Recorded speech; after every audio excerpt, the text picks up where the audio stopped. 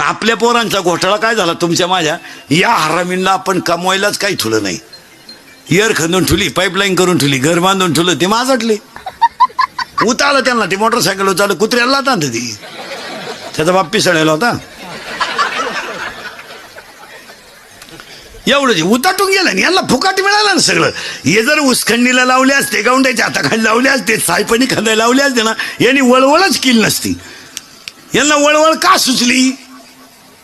सगळं फुकट. घर आहे, यर आहे, मोटार आहे, बापानं बारे सुद्धा क्लिअर काढून ठेवलेत. व्हायला निघले कोणत्या तुकड्यात कोणचं पाईन जाईन.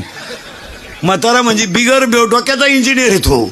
त्यानं बरोबर घर सुद्धा 2 पोरांना 2 बांधून ठेवले, चक मारून ठेवले. आपण वरून त्या अवलादीला 70ची पल्सर आहे फिरायला, 10चा मोबाईल, 2-2.5 हजाराचा त्याच्या पायात बूट. वरून बापानं 100 द्यायची पेट्रोलला, हिनं द्यायची 100. आपल्या पोरांचा